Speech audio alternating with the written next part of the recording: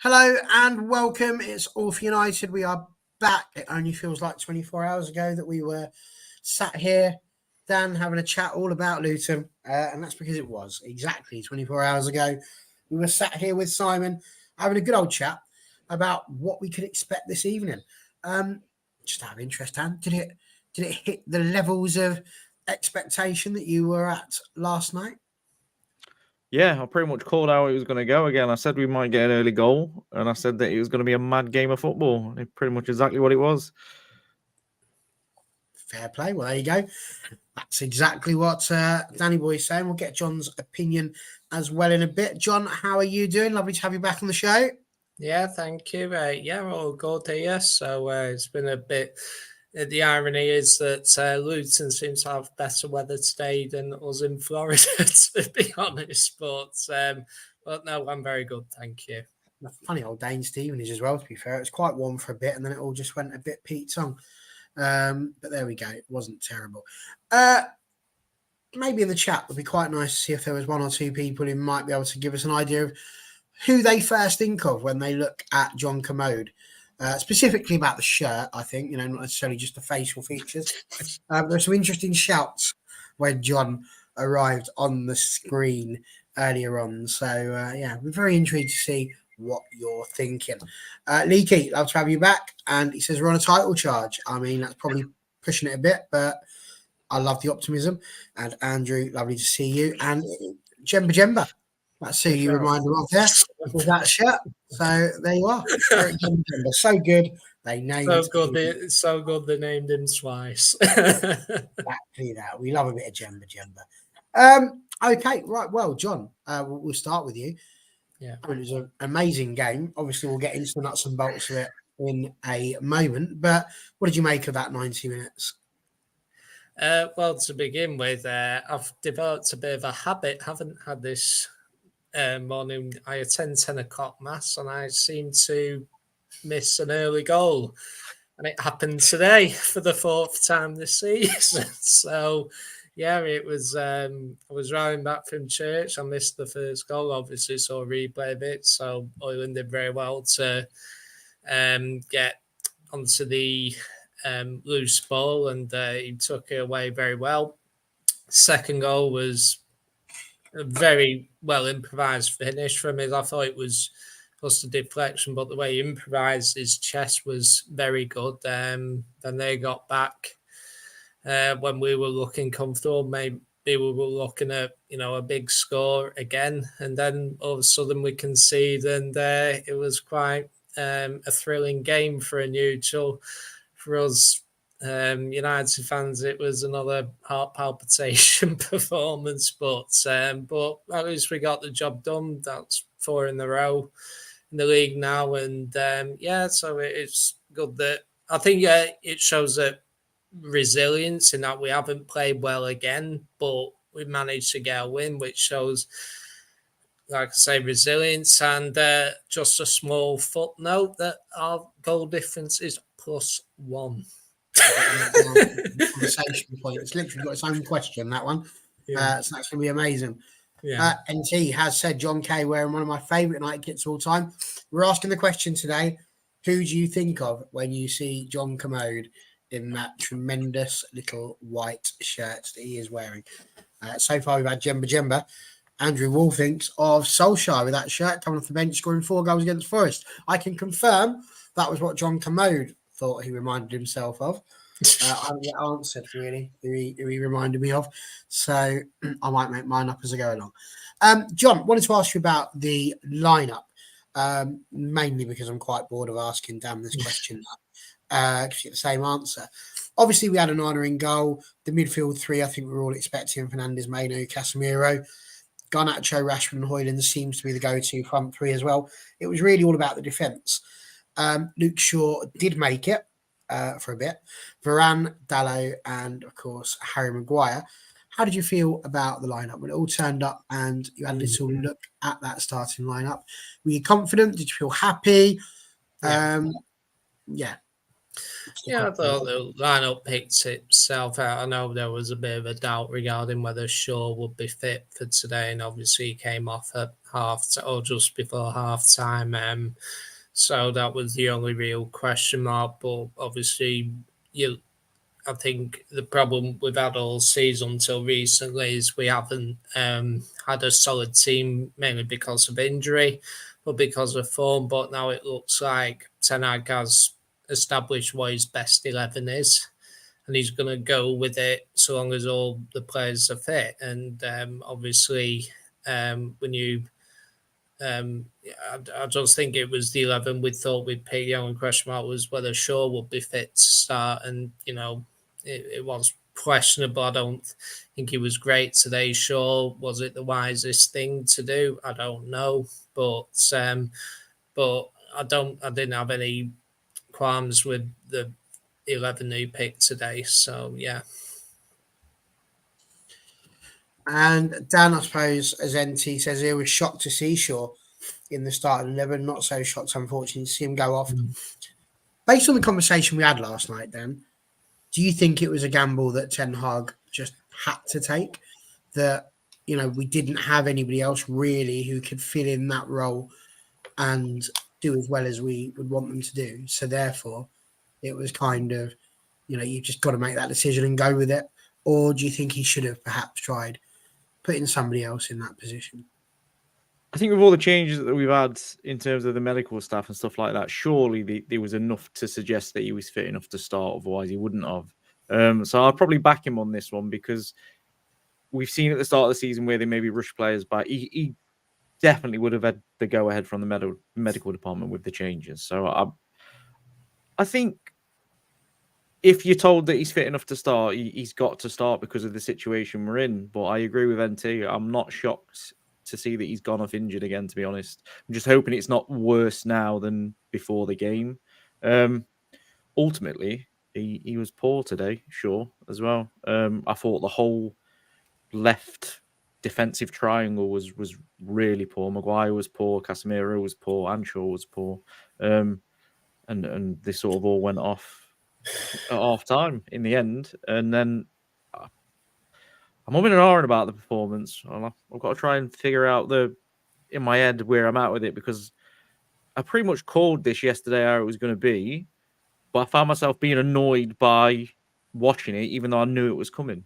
It's a strange one. So because I think it's because we went 2-0 so quickly, it was a chance to get the ball down, play a little bit, make them run for the sake of running, just keep ball a little bit. Not, I don't know. We still tried to counter attack when we was 2-0 up, which is really weird. There was no control for me, but yeah, I think the Shaw decision was the right decision ultimately. It's just backfired. So based on what you just said there, Dan, Casemiro got 0, Maguire was dire, and Shaw was poor.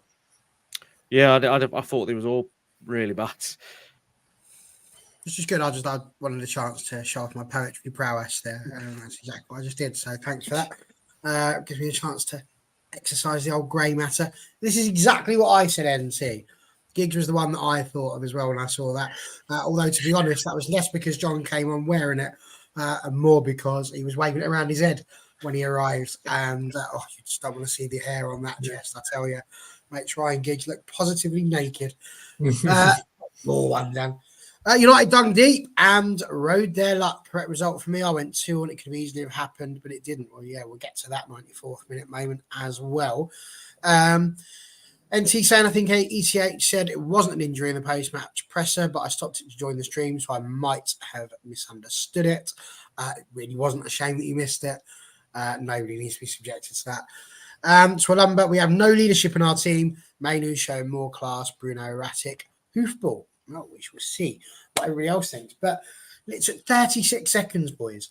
36 seconds. That was all.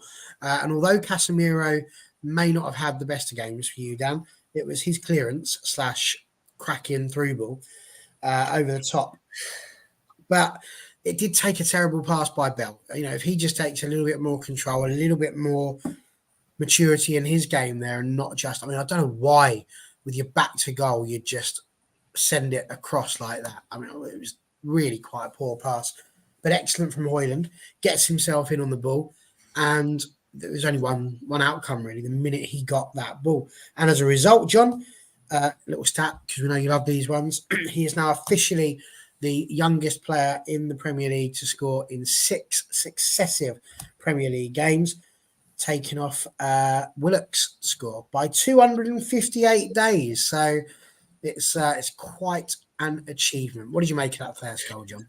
Oh, it was obviously I missed it live, unfortunately. But you know what? I heard you say all that, and yet still I asked you the question. Yes, but I've obviously seen a replay of it. But,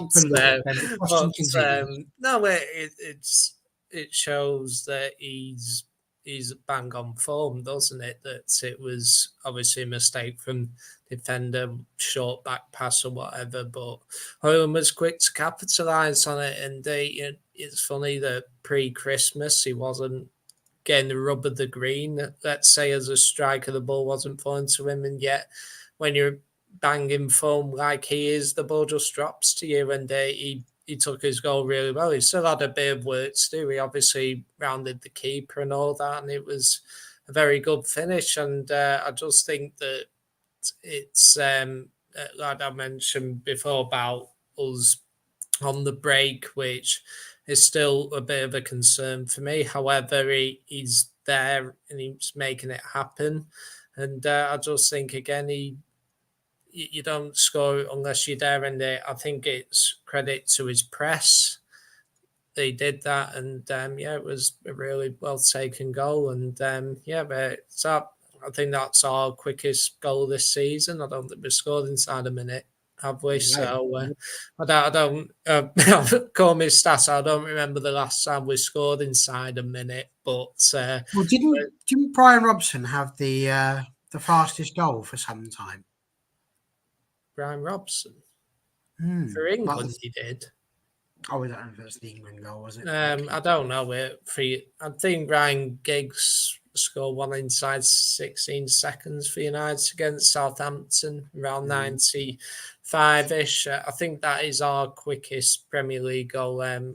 So, yeah, it's been a long time since we scored inside a minute, isn't it? So, it was a good start. So, yeah, and I think Stu is comparing Højlund to Ruud van Nistelrooy. I think Van Nistelrooy scored one inside 31 seconds, I think, once. So, but yeah, it goes to show that if you look at the overall game, Luton played very well for 80 minutes, but it was the first 10 minutes where they lost the game, and it's all because of Højlund.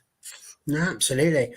Dan, Twilumber's put here that he was happy for Rasmus, a few positives in our team, making his own chances, which to a degree on this one, you can argue that he did, but equally it did take the ball from Casemiro to give him that opportunity as well. I mean, it wasn't just that he just went hunting for the ball himself.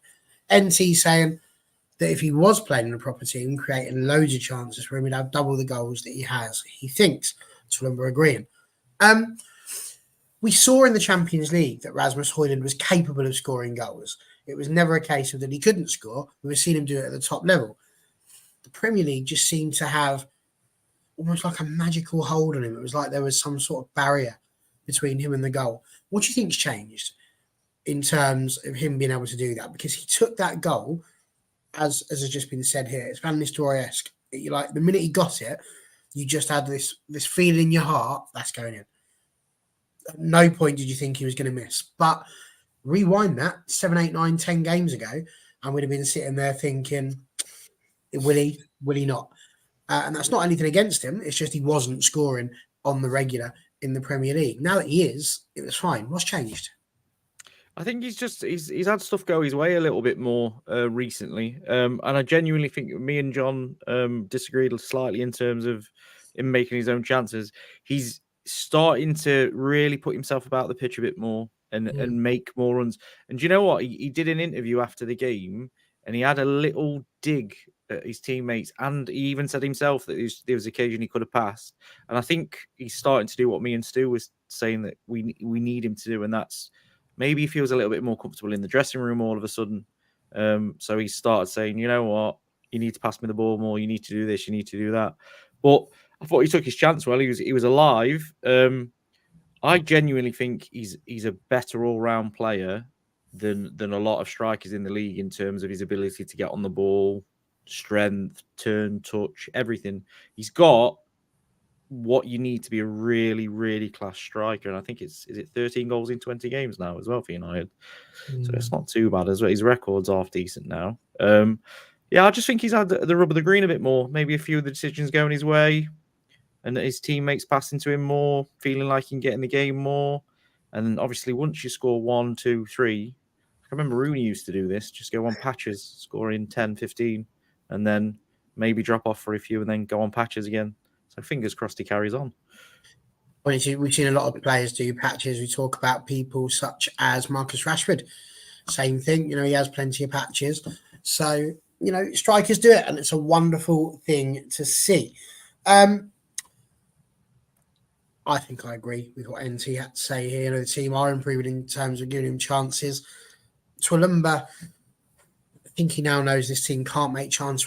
I don't agree with that. I think the team are making chances for him now. They weren't to begin with. But as you said, I think they are bringing him into the game a lot more. Stuart saying we definitely finished fourth. He's straight in. Well done, Stu. Lovely to see you in the chat. And Swallow back again. Garnacho's decision making in the final third is bad. We're about to get to his decision making in the final third, Swallow. So we'll see if the boys agree with you. And he was phenomenal today, since his goals were great, but his overall play was top notch. Started the game with a white kit and ended it in a brown and green one. Incredible work rate. We're hoping that John Commode's going to finish in a brown and green one today as well. So can I just point out one thing about these chances created? I still think we can do better for him. We definitely can. Because I think that, prior to today, he scored 5 goals in his last 5 Premier League games. But in those games, he only had 8 shots.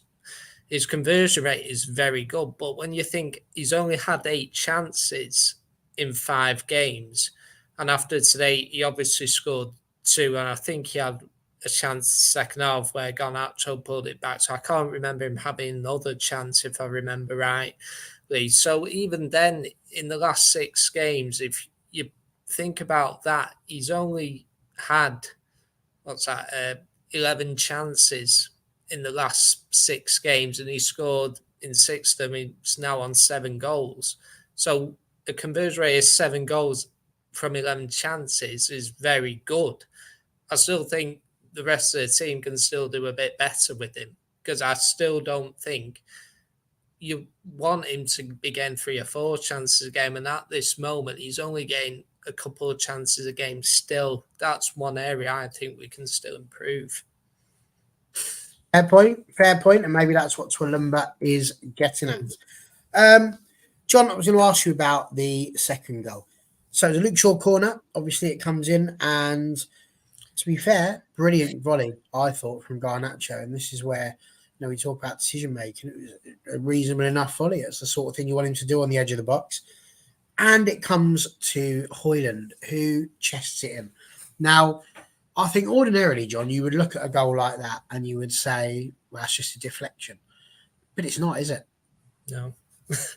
No, it was a fantastic. I thought live. I did just get in for the second goal, by the way. And I thought it was a deflection off a Luton player to begin with. And then, but when you see the replay of it, the way he just turns his chest like that, I think it's brilliant. It's absolutely superb. And I'm not one to use the phrase world class often, but it is top class thinking. To think the ball's coming to you to do that and get a goal, it shows that he's in the runner form he is. You're right, because most people would try and test that, and then knock it in. Yeah, and it's just he knows it's coming. He goes like that. It's just brilliant thinking. And he's only got a split second to do it. It's all about skill. It's not luck. It's actually, he knows what he's doing, and that is top class centre forward play. And it's he's just brilliant. He's one for the future. He really is. And obviously we had to wait a while for his first Premier League goal, but when things drop to you, it's very difficult to stop you. And, it's just top class finishing. I mean, Dan, John's right there, isn't he, in terms of how he's managed to score that. You look at Twillenber saying it's instinctive, and it is. John says he's a player for the future. He very much seems like a player now, a bit like we've been saying with the likes of Mainu, Garnacho, and Hoyland as well. Now is you've got to doff your cap to him because, as we say, usually you chest that down, and at the point you try and chest it, that gives that split second for the goalkeeper to come out and try and get it off your toes. Doesn't even give him the opportunity to do that, and with a chest to just literally put it into the far post. I mean, what a finish! And yeah, I know we've spoken about him already with the first goal, but just what a record he's coming up with. Is this what you thought we were going to get when we first announced the Hoyland signing? I actually think he's doing better than I expected now. He's still only young. Is he 19? He's still only 21. He's 21. He's Garnacho's 19, isn't he? It's just... And 14 days. That's why he's got the record. It's his awareness for me, and I think it's one of the best goals you'll see this season. It's not much different to someone, because people will say, "Oh, he's just chested it and it's gone in." When Wayne Rooney scored that goal past Newcastle, he just ran onto it and smashed it as hard as he could. They're like, it's just instinctive, but the awareness to know where he was in the goal, the position of the goal, to direct it on goal is just absolutely. I couldn't believe it. I was like, the commentators have an issue with Man United, and I don't know whether they believe that he did it on purpose or not, but that was 100% deliberate, and it was such a good goal. But genuinely, I think he's doing better this season than I would have expected him to do. I agree. I think 15 goals, and I would have been more than happy. And for him to be on, just say 13 and 20, that's already better than you would imagine. I can remember when 1 in 2 was the benchmark, and if he can do that this season, that's perfect. I still, and it's not a criticism of him, but we still need to get someone in that's a bit more experienced than him, maybe a little bit older, that we can shift the burden a little bit, because he can't. There's something flying around at the minute that he started quite a few games in a row. Obviously, Garnacho's on some like 21 starts in a row at 19. Kobe Mainoo's now falling into that category. We can't burn them out too quickly. You see, is the thing with that actually it's more of a case of just having the options on the bench that can come on to help them. Because I think if you bring in players of experience and age and you bring them in and you take these kids and you drop them to the bench and only bring them on from that, I think that actually hampers what they're doing. I think giving them what we're giving them, these first team appearances and starts, more importantly, shows them that what they're doing is the right thing. And that actually really all that then produces is competition for places rather than the potential of just bringing in. Yeah, that's exactly what it should be. It should be competition for places. So Hoyland's good enough to match most strikers we'd bring in, but he will also know himself, and anybody that follows football, understands football, a lot of players, we saw Rooney do it, will go in and go, what are we doing here? What's going off with the squad? What's the future? Kobe Mainoo will be sat at Old Trafford, and I think he's the one that I'm putting more eggs in the basket of staying forever for his entire career, sort of Scholes job. And he'll be wondering, so what's the plan? Like, if my replacement, and again, it's no skin off Amrabat's nose, but if my replacement is Amrabat, are we going to win Premier League titles? Are we going to challenge for Champions Leagues? Probably not. So we need to bring healthy competition in with players that are all going to work together. And it's not about, and it's then the rotation, the frustration, we'll talk about it later, but the frustration with me on the subs, I was getting very annoyed. But I can see why he's struggling when you look at the bench. As I finished, sorry, I thought we were going to carry on from that, but no, that was the end of it. Bench was the final word of the statement. Okay. Lots of chat from people about how he's getting on, but what I will say is that, yes, Wayne Rooney may have wanted to know what the plan was, but I'm pretty sure that the answer that Alex Ferguson gave him started with an F and also ended with an F. You, by all means, you can want to ask the question, but if I was Kobe Mainoo, I would not be asking that question. Fairly certain Ten Hag's answer. Well, it's remarkable that he's only on an academy contract still. So I have no doubt he will sign a contract, but I think it is. What I would also hope for the club is that give him a good wage, but don't go over the top. Give him a good, significant increase, but not, like, I don't know, someone like McTominay, he's not on a ridiculous wage compared to everybody else. So something like that where he's got potential, but same goes and directors. If you achieve this, if you within 2 to 3 years are scoring 10 goals a season, let's say, then we'll give you an extra 3 million or whatever, like performance and incentives. And this is where the big question for Ineos is, and I do think they'll do this better, but you got to have incentives to improve you. We've been given people too many over the top contracts, Anthony, Sancho, even Rashford,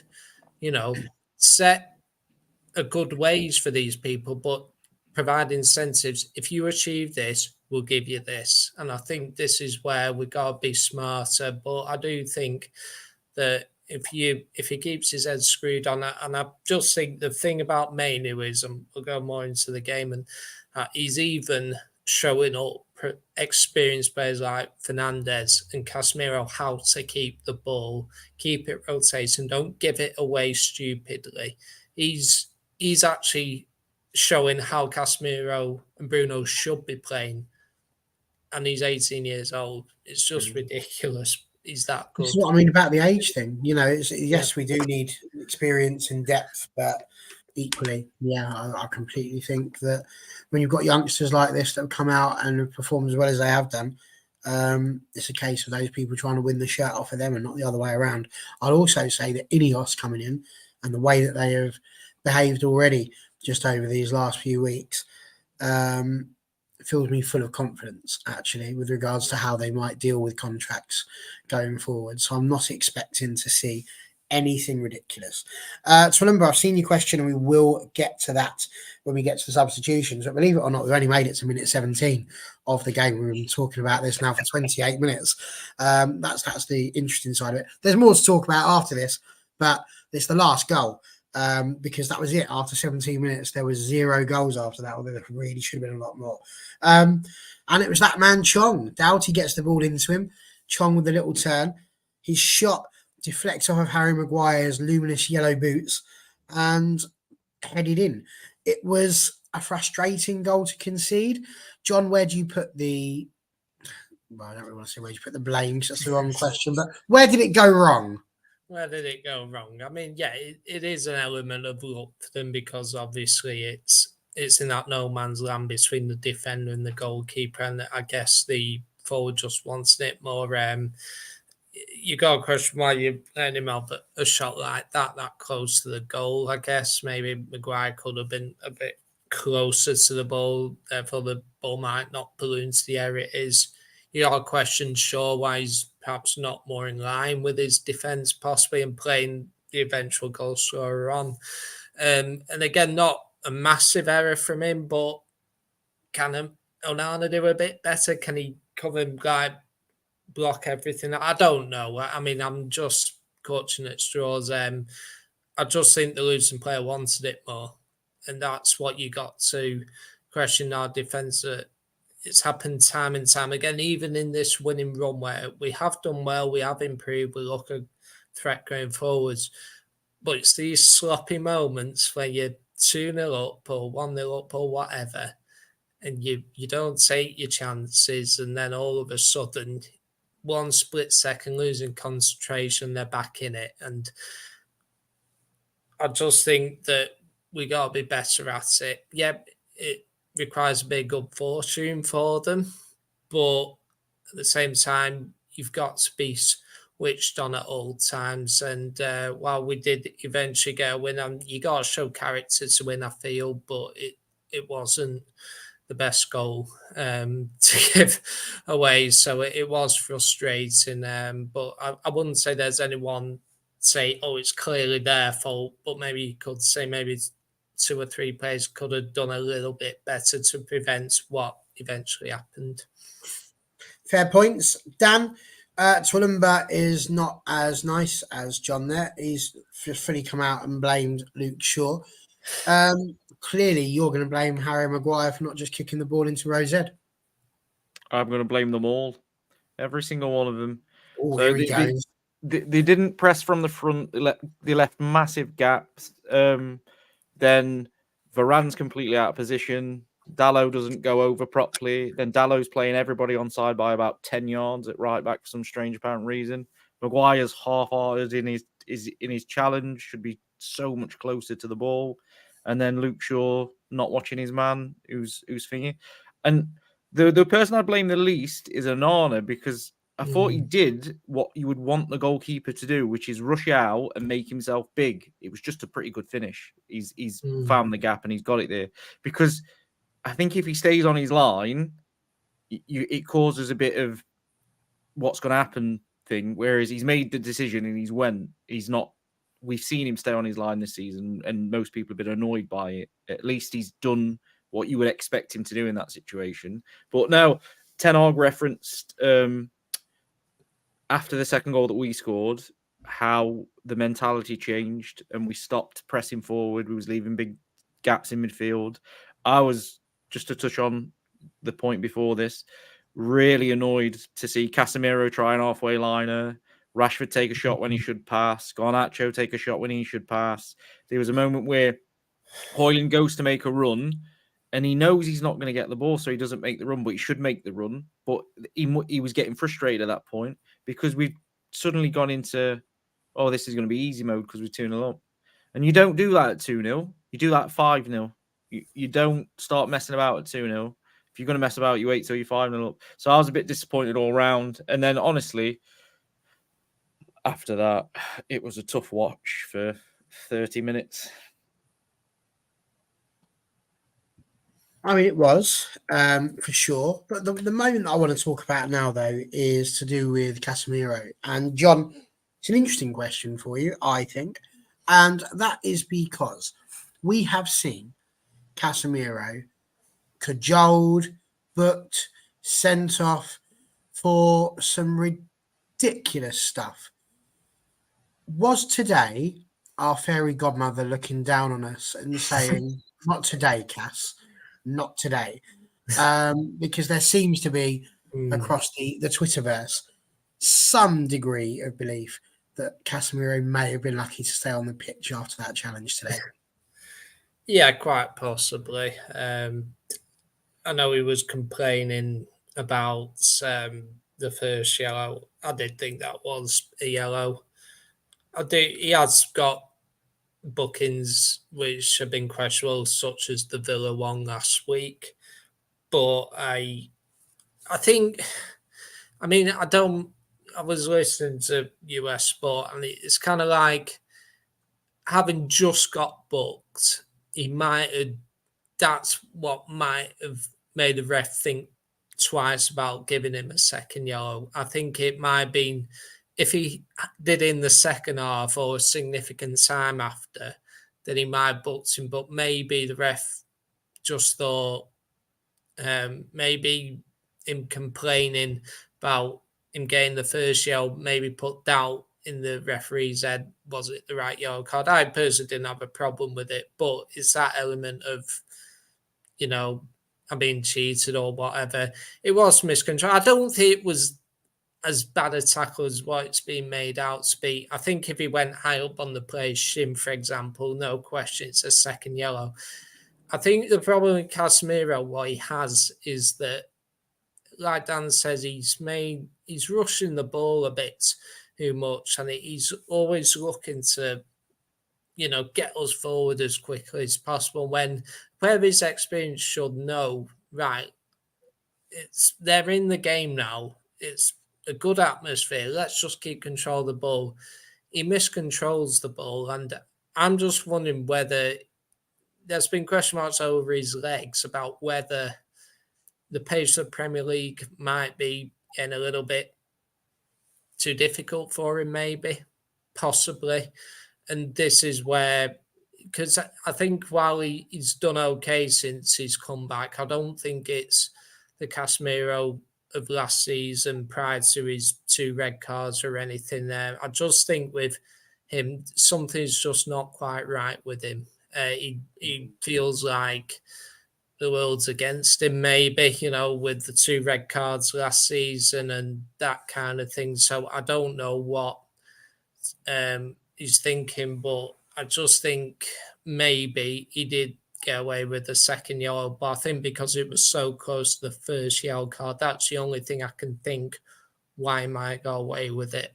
But I think Ten Hag was right to take him off because overall, I don't think he was having a good game. We weren't controlling the game, and I've no doubt the way Luton were playing with that 11 that we had in the first half, they probably would have got something from the game.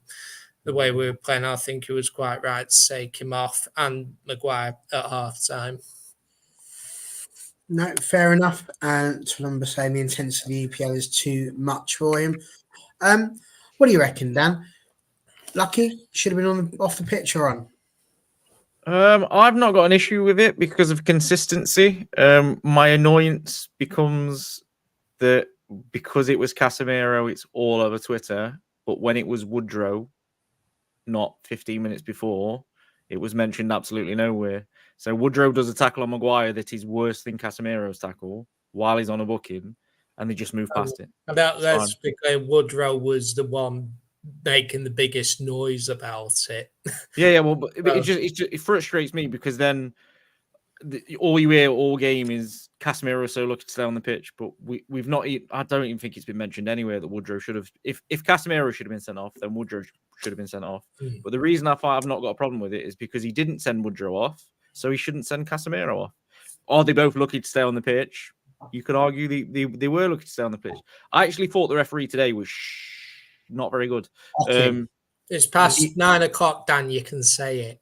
Pants. It's just he seemed to book. I think we ended up with 6 bookings, something like that. There seemed to be a booking for pretty much every tackle. And my annoyance, Morris, I think, spent more time cuddling the floor than he did doing anything else. It was absolutely shocking. But then when they had older Hoyland and they was roughing him up, there was one point the guy had 2 arms around him and he's just holding him off the ball. And the Hoyland's looking at the ref like, what's going off? And he don't give the foul. But then Morris kept dropping to the floor and moaning about.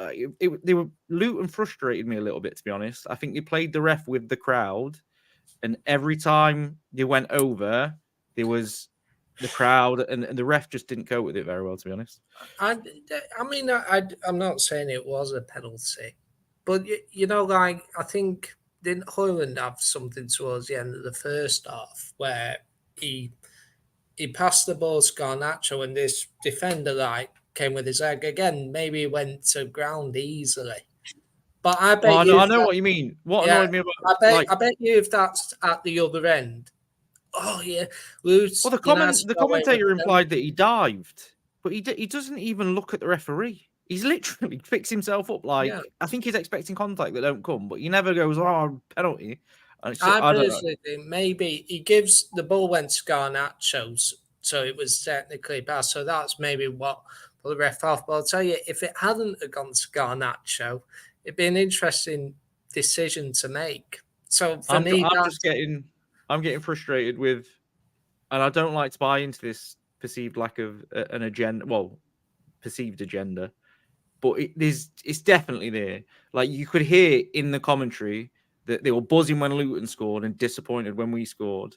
And they were quite happy that Woodrow was, even though it's basically the same sort of thing as Casemiro, we'll skip past it as fast as we can. But as soon as it's Man United and Casemiro, it's a story. I tweeted earlier, like, Woodrow won't be mentioned, but as soon as Casemiro did it, TalkSport's got their content for a week. I had it with the US commentary. Like, this commentator was... the pundit was like, I want to keep 22 players on the pitch, but you got to set levels as a referee. But it was fine when Woodrow did it. The referee's got such high bar for constituting yellow card. Well, yeah, in fairness to him, he was consistent. Yeah.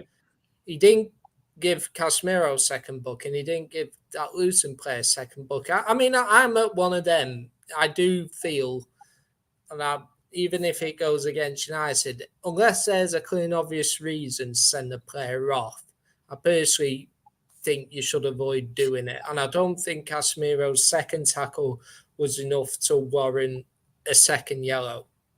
And much as the same as the Luton play, at another time, maybe later on in the game. But at that moment, it's a great game. Why spoil it by giving the player a red card, in my opinion? So, Well, 8 yellows, Dan, is the answer to your question. And I can confirm that Woodrow was not on the highlights for this game at all. Yeah, that doesn't shock me at all. And honestly, if you can manage to find the tackle on Maguire, it is worse than what Casemiro did to whoever it was. It was literally, he was late. He was like on his toe, like bashed into his knee. When he did it, I went, oh, he's just been booked for blocking a free kick. And I'm like, oh, I wonder if he could be in trouble. And the ref was just like, no, it's fine, not a problem. But then again, you might share my frustration. The worst thing is there, doesn't it? You know, blocking a football worse than potentially breaking someone's ankle. Another frustrating thing for me is how many Luton players were allowed to be around the referee demanding a second yellow. If Dallo did that, then he'd be facing a booking and a red card, apparently. Yeah, as you say, it's all about the consistency, isn't it? But I agree with NT. Everyone hates us, and I love it. And that is very much the case. So we got to half time, and that is where Twalumba's little point comes to fruition. He's asking for our thoughts on the Scott substitution. Well, there was 3 substitutions all in all, wasn't there? With Shaw and Maguire going off along with Casemiro. Johnny Evans, who was immense through that second half. Scott McTominay and Victor Lindelof coming on. At this point in time, how are you feeling about those 3 substitutions all within a couple of minutes of each other? I think the Lindelof one was just before halftime, and then obviously halftime we saw 2 substitutions. Ten Hag said, John, that he needed to take both Harry and Casemiro off because he felt like the next tackle and they would be off. So do you agree with Eric? Was that the right decision to make? I do, and I think, in fairness, Ten Hag, he has made questionable substitutions at times, and I actually think today he got the sub spot on. I do believe that, and I think the reason he played Shaw, and this goes back to Lindelof, we saw Lindelof last week at Bill against Louise, wasn't it? And it was a bit of a nightmare, and I think their right winger, if I'm not mistaken, is the second quickest player in the league, I think, or something like that. So he probably wants, and he probably, that's why I probably put Shaw there in the first place, because he's a fullback. You want to deal with the threat, and you don't want Lindelof playing there, do you? So, in fairness to Lindelof, I didn't think he had that bad a game. I know he got a booking towards the end for a well-timed challenge, But I think if you're losing, you probably didn't make the most of that today in the second half. And I think overall in the second half, we did have so many chances, particularly on the break with Bruno and Garnacho, and we should. And Dallo got one over the top, didn't he? So for me, we should have taken our chances on the break, and we could have easily. I know Luton played well, but we could have scored another 4 or 5 today on the break, but for bad decisions by our forwards and that. But for me, I thought we were a bit more solid in the second half. I think. I know it wasn't like full control, but I think getting Johnny Evans in, Dan mentioned, I don't think Maguire was great today at all. I think Evans coming in, it composed our defence a bit. I don't think we were as under the cosh in the second half compared to the first half. The midfield, I think McTominay, had a decent game in fairness. So I know we didn't have many chances, but I thought he did a couple of good moves that kept hold of it. And I think, but I think overall the forwards like Bruno, Rashford, and Garnacho, I think even Højlund was a bit guilty of it today. I think a couple of times you needed him to hold up the ball. And he did give the ball away a couple of times, which led to Luton go on the break.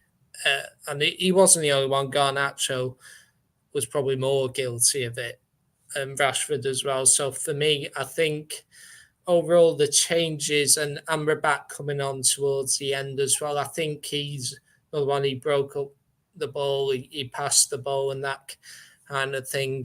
So I do think overall the changes that were made did help us to have a bit more control the second half. I think the subs that came in had better games than the players they replaced did. So overall, I think the substitutions worked. It was just we didn't take our chances after the first 7 minutes. I think so. I mean, Dan, to be fair, defensively, there wasn't really any other options, was there? If you're going to bring off Harry Maguire, really, you only and Luke Shaw, really your only options were to bring on Lindelof and Evans. But equally, when Casemiro went off, did you think Scott McTominay was the right choice at half-time? I've seen a lot of people talking about bringing him on for the last 20 minutes of a game. Would you have chosen Amrabat to come on instead of Casemiro, or Amrabat to come on instead of Shaw even? You know, what was your thoughts on that one? And yes, the second one was designed to see if we could get a reaction out of you. So wants to back John's point up. Højlund lost the ball more than anybody else, 18 times. Garnacho 13. But yeah, no, for me, I was really looking forward to Amrabat coming in, and he's been poor. And even when he came on today, I didn't think he had one good tackle in the corner, but you just don't look at it. He looks 5 yards short of pace and fitness at the minute. I don't know whether there's like a rehab that he's on or something like that, but he doesn't look at it. Honestly, the subs, I've no qualms with the subs at all. I think he got all the subs right. I thought Maguire was shocking today. And Evans was fantastic when he came on. Same with Casemiro. Didn't think he was at it at all. And again, you look at the bench, your choice is McTominay or McTominay.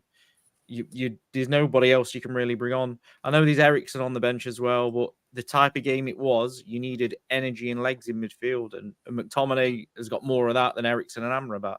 I mean, he shouldn't have more than that than Amrabat, but he has. Amrabat's not really been impressive at all. And then obviously Shaw being injured. My only slight thing that I might have done differently, but again, this is why I'm sat on a show and I'm not managing Manchester United, is I would have matched them up and I would have played 3 at the back and gone with Anthony at right back and Dalot at left back. I said it yesterday, and it was about getting a little bit of control back. Because Anthony can follow his man, and he's good defensively, and he knows the positions. And as a wing back, I think he'd be all right. But that was just my fear of Lindelof getting rinsed every time that lad got the ball. I personally think blown my mind. That actually blown my mind. I'm a bit surprised Garnacho played the full game, and I think that he a couple of times he got done. You know, like Dalot on our right hand side, Garnacho got a bit undone. He was tracking back in fairness to him, but he kept getting undone. And this is where he doesn't even Ten Hag's not trusting Anthony anymore. But if you're gonna, when's the right time to use him? It's probably when you're looking to close out the game. Because he does support his fullback, in fairness to him, and it was the right hand side where that's where most of the danger came from. I know he's not the greatest, Dalot isn't the greatest, but I think Anthony would probably have done a best job defensively on that side than what Garnacho did. And I'm not saying Garnacho was terrible defensively, but I think Anthony, him and Dalot, Portuguese speaking, he knows how to play the role defensively. So for me, I think he would have perhaps bringing him on for Garnacho might have been a wise decision to make personally, probably because he made so many changes. He probably thought, I can't, change it up that much. It's also probably why he took, maybe that's why he took Højlund off them, because he needed a forward to hold the ball up. And, I think in fairness, Højlund, he did get his 2 goals. He did play well to a degree, but I do think at times he was guilty of not being able to hold it up. He'll learn that as he gets older. He will. He won't play perfectly, but I think that's one element where he does need to learn a little bit more. And but overall, I think Dan's idea playing 5 at the back, that I'm sure Stu will be calling for that one. I mean, I'm not going to lie. I think the idea of Anthony being a right wing back has possibly just got down the sack. I'm not convinced he's going to be here next week after that absolute mistake. I've got no words. He's got a lot more penance to pay, has Mr. Anthony, before I think he can be allowed back on the hallowed turf. What's happening there, Ericsson, at the moment, by the way? Wrong panel, mate. You need Ten Hag. But when did he last start a game? John Kamoji, man. When did he last start? He played against Forest in the league. I can't remember him playing since then. Spurs in the 2-2.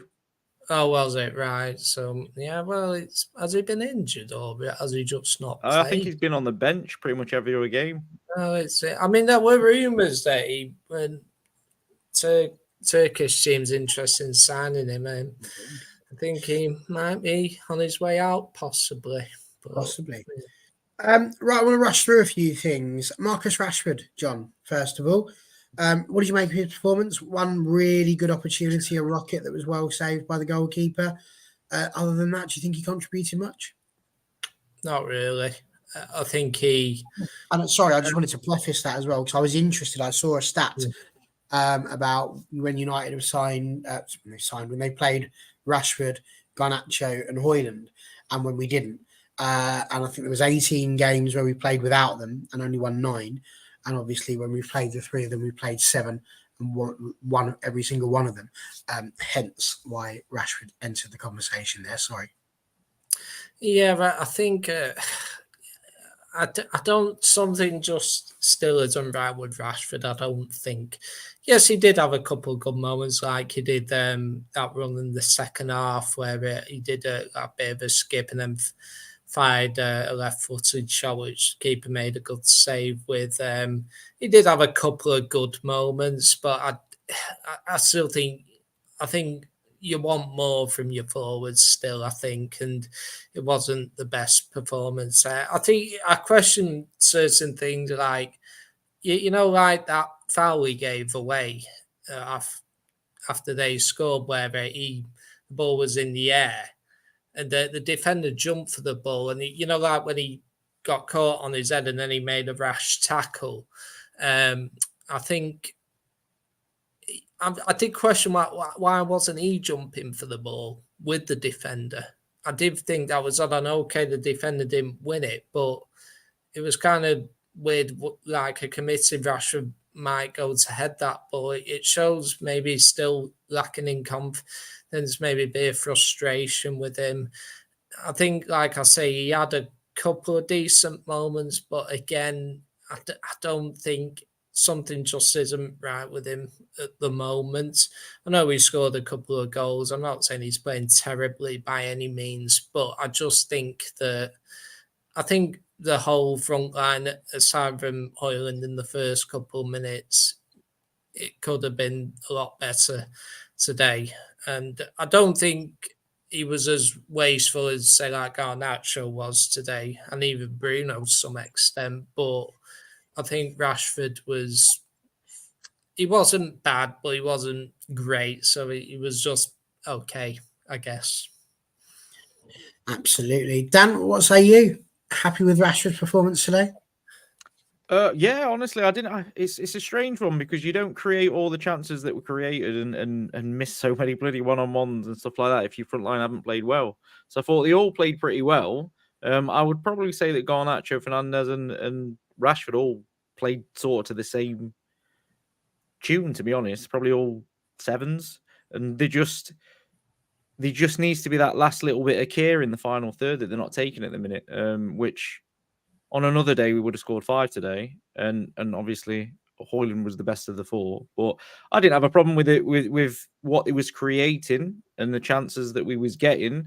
More that we probably could have done a little bit more to score the chances or take an extra pass. There's a couple of times that we was in where there's one where Højlund actually is in. He's in 1-on-1, and it's such a tight, narrow gap that he's got to try and score into. He could actually just pass it to his left, and McTominay's on his own for a tap-in. And it's just stuff like that where if you take that little bit of extra care, you're fine. But the front 4 is playing well.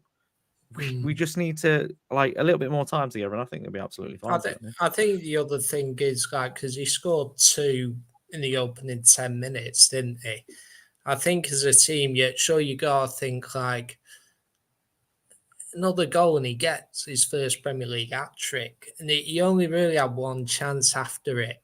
And which was that one. They all seem to turn selfish. We've seen it quite a few times this season. We'll score 1 or sometimes 2, and then suddenly we're starting to see Garnacho cutting on his left and shoot. It's like it's a case of, well, he's got 1. He's got 1. I want 1, and it's kind of like, well, no, that's not how it should be. Let him get 3 or 4, and then we can start. We can start doing whatever we want. Exactly, and this is what I mean. I think, for example, the Wolves game, Højlund, he didn't think about shooting to begin with. He passed it to Rashford, who curled it in. It's just that you find you'll score a lot more goals if you're unselfish. I think Paul Scholes mentioned this a few years.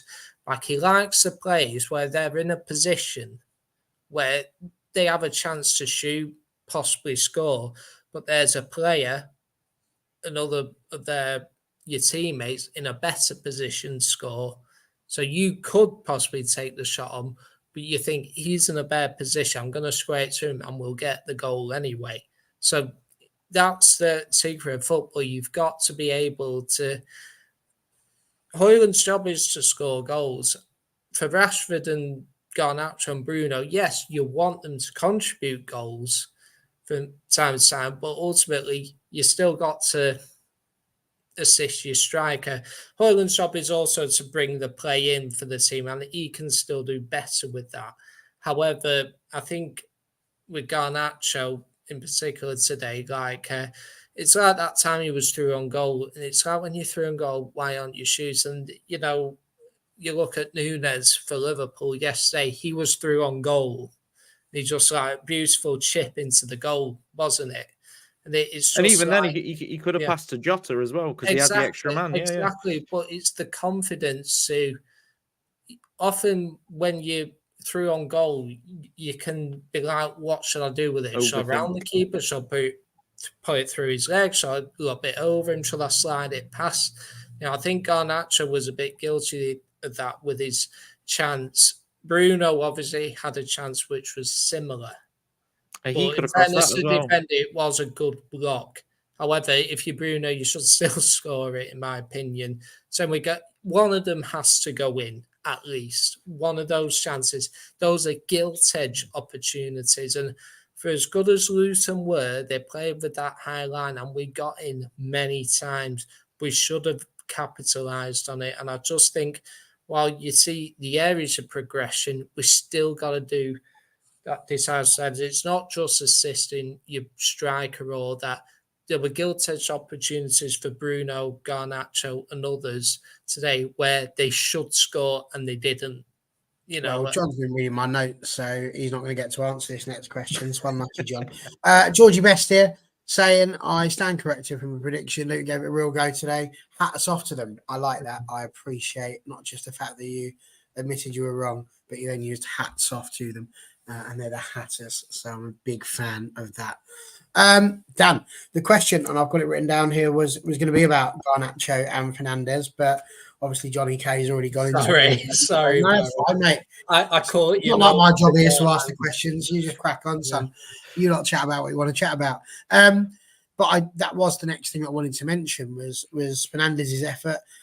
He's around the goalkeeper. It is an amazing bit of tracking back from Lokonga. It really, really is. And I cannot say that name without thinking about the tremendous Black Lace song from the 80s that we all used to do during weddings and bar mitzvahs. Yes, we'll do Lokonga. So there we go. That was brilliant. Brilliant move from him. Got to give him that. Garnacho's a bit harder insofar as he was back and forth. I think he was aware of what had happened with Fernandez. He wanted to take it then onto his left foot. The chance just went.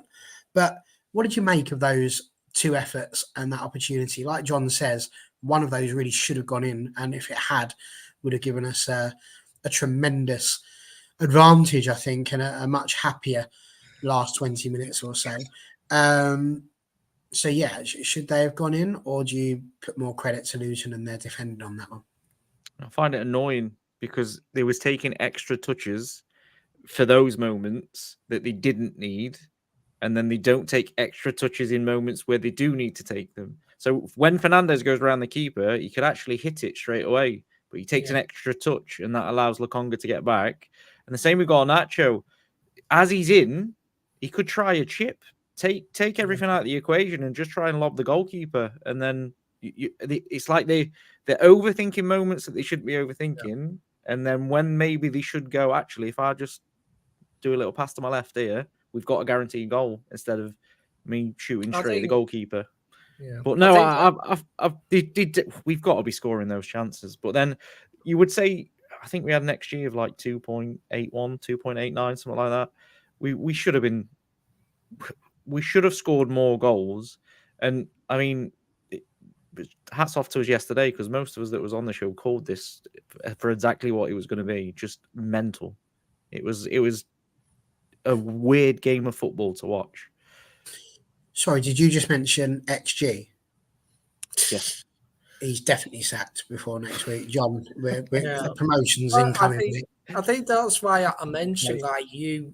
I agree with you, Dan, about, they should have shot earlier or whatever. But you look at Nunez's goal for Liverpool yesterday. He's through on goal. He chips it before anyone's thinking, or before the goalkeeper and all that. He does it and he gets a goal. Sometimes you gotta think, right? I believe you just not got to think. Yeah, just got to do it. Yeah, and I think they're all guilty of that and Garnacho was particularly guilty of it today. The number of times he made like a bad decision, he was like, like move on from it, and it was like he must have felt like, I can't do anything right today.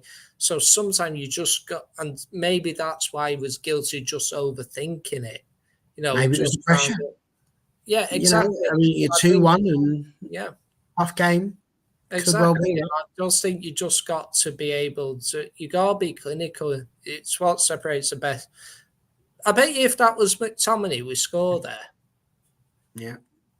That's what I mean. Like, he knows he'll find the goal, and even, Huygen had the chance in the first minute and he took it. And that's very early in the game, the composure to do that. And this is where I think they were just a bit guilty of it today. But, we won. Well, we like to talk on this channel about Twilumber. He has descended massively here. It all started when we started talking about Rashford. And I think the minute we brought up Rashford, that started something in Twilumber that just could not be saved. Because after saying that he doesn't get into any top club, then he starts saying when he gets cheeky, now he's blaming the fans. And then when we started talking about the potential potential goals, can't hold on to the ball, this team acting like it's our potato. We're crap. Simple. That's why we missed. Capitulation. Free Ahmad. ETH out. Good one, lads. Good night. So yeah, Twilumber's gone. He's hang on. He's still there. Yeah, I can't wait for more happiness and right, Twilumber. I hope you're all right, mate. And again, he says, if he tries to lob the keeper, though, Dan, you know how it goes. Everyone would just complain that he didn't just slide it past the keeper. Maybe so. It all went a bit funny, and this is my last real sort of question on the game itself.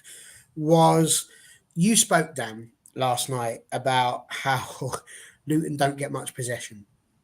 They don't seem to have a lot. 56% of the game. Sorry, 58% of the game against us. We only had the possession 42%. They had 36 crosses compared to our 12, 39 touches in our box compared to 37 for us in theirs. You mentioned the XG, so thankfully I don't need to do that. There was 22 shots each. And although 10 of ours were on target, 4 of theirs weren't. And one of them was Ross Barkley's that cannoned off the top of the bar in the 94th minute. Do you think, Dan, that would have been justifiable for them if that had gone in, that we could have only blamed ourselves? Or do you think that our play warranted the 3 points and that the gods were smiling on us today? We were the better team and we should have won the game. But the reason, because I called the win lucky and some people didn't agree. The reason I say it's lucky is because you can't waste the chances we've wasted in a game like that. In a top league game, you can't do that. And some would say that Luton played, you could argue they played well enough to snatch a draw. It's not like they showed us any respect at all. They literally came, they played the way they wanted to play. They created chances of their own. I think, honestly, Luton would probably be a little bit, I'd imagine if they was doing a fan channel, they'd be a little bit disappointed with their finishing and their decisions in the final third because they didn't test an honour, really. Other than the goal, did he have a lot more to do? He had a couple of, standard stops, P-rollers at him. So I don't really think they created enough themselves. They're probably a little bit disappointed they didn't create more. They was just looking for a moment, and obviously Ross Barkley nearly gave it them. I'll be honest, as he flicked that header and I thought it was in. I was, but then I looked up and it just, so I was quite happy. But no, I think overall we deserved to win the game. We was a much better team. We can't do that. We can't create that many chances and only take 2. Muted, Barry. I am muted. And I'll shut up, Dan. Yeah. I can't remember whether I'm on or off half the time. John, what I was going to ask you, I asked Dan this question last night and he didn't really want to go anywhere near it. I think that was more out of not wanting to tempt fate than anything else. But that win obviously was massive for us. It puts us 5 behind Villa, 3 behind Spurs. Same amount of games played and a positive goal difference for the first time in what feels like a whole season. Is the top 4 back on? Yeah, absolutely. And I mean, we beat Villa last week. Okay, they got a good result at Fulham yesterday, and so they bounced back from their loss to Wolves last week. But Tottenham losing home to Wolves, this is where results start to really matter now. And very much. And Tottenham don't play next week because Chelsea, who they're meant to play, are in the Carabao Cup final. So if we do beat Fulham next week, which we should do, then we'll be level on points with them, albeit they play the game, less. And I think Stu's saying that we'll get top 4. I think we got a very good chance in top 4. Now, to a degree, I always felt we'd have a chance at top 4. I was a big believer in while we were struggling like December, and that I just felt there'll come a point where we do get a winning run together and we'll go up the league, and that's exactly what is happening. And results, a couple of results have gone our way, like say Tottenham losing, Newcastle drawing against Bournemouth, and Chelsea. I mean, nobody expected them to get a result at City, but they got it. So I think it's going to be interesting. But as I said, I think no Europe will actually help us, because we can practically go the rest of the season picking our strongest 11. I know we've had a couple of injuries, but there's no coincidence that we're having a solid team now and we're picking up results, because beforehand we had players getting injured left, right and centre, and it affected results. And yes, we should have done better, but we are starting to get into form. And considering Tottenham, they've not had Europe at all this season, and we're 3 points off them. Yeah. So it's not been good, but perhaps not as bad as what it could have been in a weird way. So I think we're in a good position. We got a good run of fixtures. Obviously, we got the City game coming up, which will be difficult. But aside from that, our next 3 or 4 games are winnable. We have to make sure we win because from April onwards, we've got an interesting running. So, but I think we're putting ourselves in a good position. I think we grind out these results 4 in a row and, winning at Wolves, Villa, and even Luton. I mean, even the top teams have struggled to get a result. Luton, this is what I mean. We didn't play well today. We didn't, but we still got the result. Early on in the season, I bet we probably lose that game. So I think it shows a degree of character to go there with a raucous atmosphere, and we've done the double over them. Even Liverpool at the top of the table got a draw there. It's not an easy place to go to, but we are picking up those results. So yes, I think we've got a very good chance now.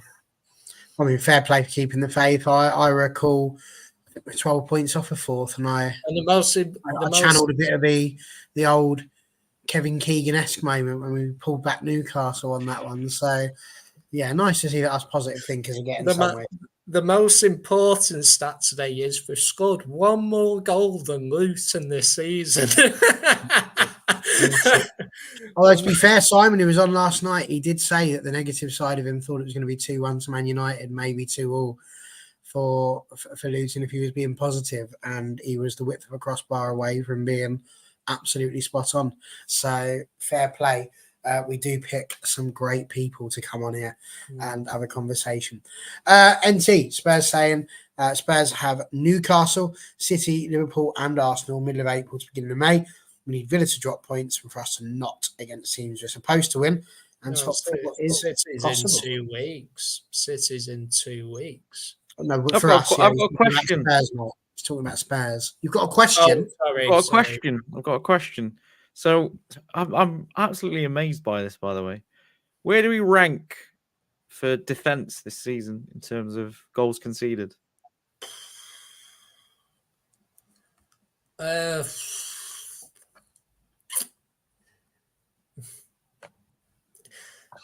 5th? 2nd. I don't know. We're 5th. Only 4 teams have conceded less than us. You mean most goals conceded? Where you ranking? Do you mean team who's conceded the least or the most? So only 4 teams have conceded less goals than us. Google's done me dirty. All right. Oh, sorry. Sorry, that's what I meant. I thought we'd be 5th highest. Google's done me dirty. I started and it had Aston Villa at the top of the table. It said see more standings. This is why we shouldn't be in 6th. It's outrageous. But I find that when we talk about the defence, and I've mentioned it myself, that people say we're struggling in defence. Well, we're not struggling that much. We're just not scoring enough goals. People have a go at Ten Hag, but actually, there's only 2 other clubs that have won more away games in the Premier League this season, and that's Manchester City and Arsenal with 8. We've won 7. That's mad. No other team's done it, and that's what I mean. It's weird how the media narrative, isn't it? Because we've had some dodgy results with some dodgy goals. This is what I mean. Like our last 3 away wins: Wolves, Luton, and Villa. City lost away to Wolves and Villa. Tottenham lost away to Wolves. Liverpool won at Wolves. Did Arsenal win at Wolves? I can't remember. But I think, these are games like Wolves have done the double over Tottenham and we've done the double over Wolves. And this is what I mean. Premier League. I love it. And the other factor in is we scored so few goals, yet we're 6th. So, but this is the point from today, isn't it? Like, I don't particularly think we played badly in terms of we didn't control the game against Luton, and we should be controlling the game against Luton. But we didn't play badly in the sense of we created God knows how many chances to score one-on-ones for a start. We should have scored 5 today. So that goal difference should be plus 6. And Do you know what I mean? it's not just... We need to start doing that. Exactly. The Wolves game, even though it was a classic game, we could have easily had 5 or 6 that day. You know, with the chance, and this is what I mean, like, we got to do better. We have started to convert more of our chances, but we can still do better. Yeah. Dan, I'll just I check back wanted as well. you to- Somebody called 2-1 for the game. Yeah, Simon. Simon, yeah. It was down me. down there. I said 2-1. I predicted 2-0, so I'm not sure that GG. proof exists, Dan, if I'm honest with you. And if it does, it's deletable. My question for you is, if you want to weigh in on the top 4 thing, feel free. But the last thing I really wanted to ask you was Luton based, actually. We were talking yesterday about how well they've actually done, how they're sort of confounding the critics. But as much as they have been doing that with their performances, tomorrow night, Monday Night Football, Everton play Palace. And if Everton win, they will drop out, will climb out of the relegation zone. It would pull Palace right back into the relegation dogfight. But crucially, it would also put Luton in that 3rd relegation spot. What do you reckon? Do you think Luton? Do you think Luton will be in the relegation zone first of all tomorrow night after Everton's game? And do you think they can stay up? Because Simon was quite confident. What do you reckon? It's a tough one with Luton because I don't mean this in a negative way. They have absolutely no right to be in the Premier League, but they are. And honestly, I didn't see a pundit, a Twitter person say that they would have any chance of staying up. And yes, Everton have had 10 points deducted, but they still would only be 4 points off them above them anyway. Them even fighting to stay up is a massive overachievement for them. I think most people were saying that they might even break Derby's 12-point record. So they're doing so much better. And honestly, from what we've seen, I possibly think they could stay up. It'd be interesting to see obviously what happens with Forest and Everton again, because they could be losing points.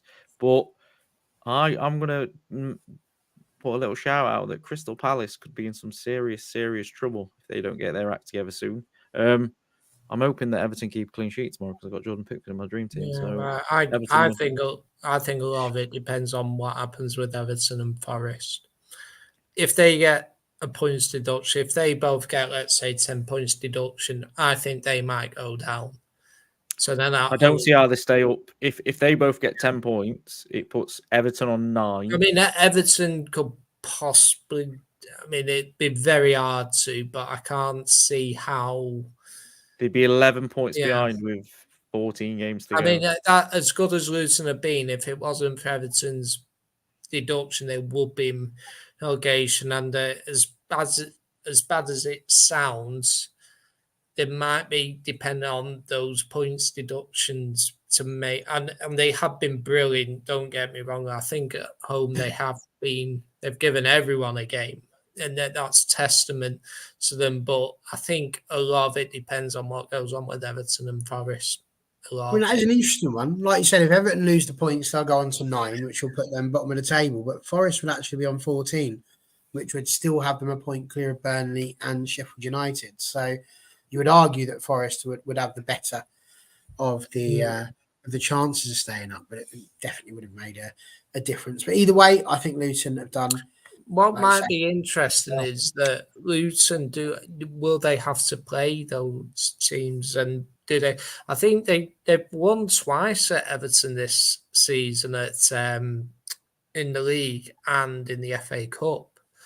So I don't know if they still have to play Everton, or I think a lot of relegation they did lose Sheffield United last week, which was a bad loss for them, but they just need to. I think their home form could be the difference, because I think they have played a lot of those bigger teams at home. They did draw against Liverpool, they've narrowly lost, but I think they just against these less teams, like I think they did beat Palace, if I remember rightly, at home.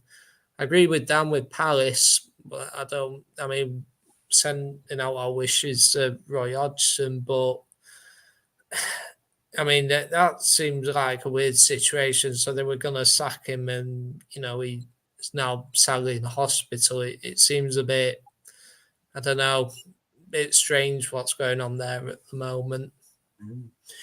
Well, it'll be very interesting to see how that relegation battle unfolds. There's at least 6 teams in with a shout this season, which makes it just as exciting as the top 6 battle that's happening as well. It's the middle 8 I feel sorry for. Chelsea. I'm joking. I'm not sorry for Chelsea at all. This is all being done with a completely mismatched back for all season, says Bestie. And NT saying exactly if we had Martinez and Shaw all season, we'd be a lot higher up the table. And maybe that's true. But if wishes were fishes, the world would be an ocean. And it's not. Not yet, anyway. Global warming's coming, though. I'm sure it won't be long. So we'll get there eventually. That's a nice, happy thought to leave this evening with. Speaking of global warming, that's not what's happening there in John K, and nor is this being recorded during the day and sent out to you. And nor is that the light of heaven just surrounding John, ready to welcome him with open arms. No, he's over in Florida. So it's nice and early for them still. Can I just 4:55 is it for you? It's 5:55. 5:55. Sorry, 4:55. Yeah, I was right. I can tell. John's here, yeah. Barry knows the time. Yeah, sorry. And I'll have it been known, it's not been so sunny Florida that this weekend. It's been raining throughout. The weather was better in Luton. It wasn't even raining there. I was jealous. Well, there we go. Still, it's very light. Not so light in our place, mate. I'll tell you that much. But there we are. So yeah, and yes, NT soon. Everywhere will be an ocean. Yes, absolutely. But there we go. That's life. So, John, lovely to have you back on the show. Thank you very much for joining us. And again, to Dan as well. Cheers for your time. We'll be back later on this week. I know, right?